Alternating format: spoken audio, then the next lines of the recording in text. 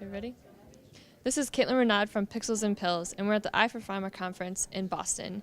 And I'm here with Silja. Hi, I'm Silja Chouquet from Whydot GmbH.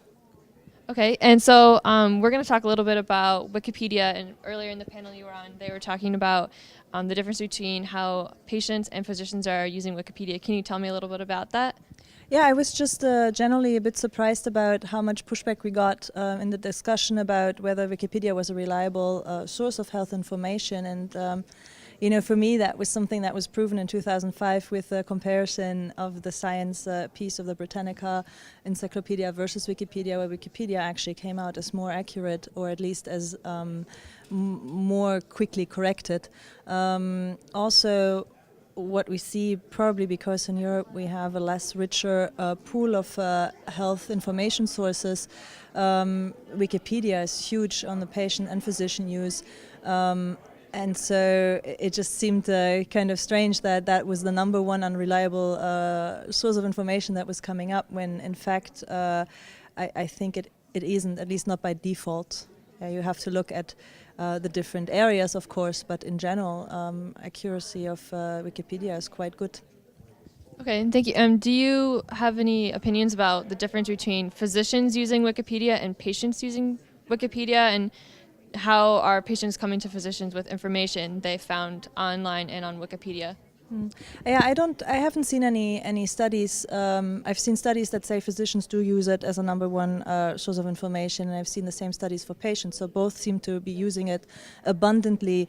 Are they using it differently? I don't think so, because it's the same information for both. So if anything, it puts both of them on the same foot of information, a good starting point to start maybe a discussion during a doctor's visit. Okay, and so when patients and physicians are going online, in your personal opinion, is there anything that physicians are looking for in terms of engagement? Like, what really gets them to be involved in online media and information? I think physicians need support, and maybe this is an area where pharma can provide that support in identifying what are the good health information resources for a particular disease area, and then being able to direct patients to that source.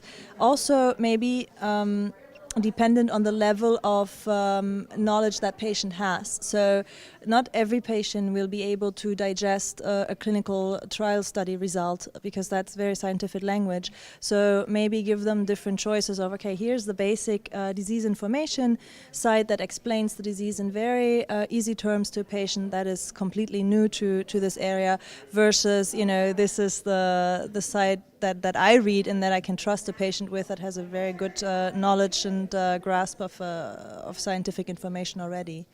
Okay, well, thank you very much for your comments. They're very interesting, and thank you very much for your time. Thanks for having me. I'm glad to be here at this conference and to be talking to you guys. You're doing a great job. Thanks. Thank you. And this is Caitlin Renaud from Pixels and Pills.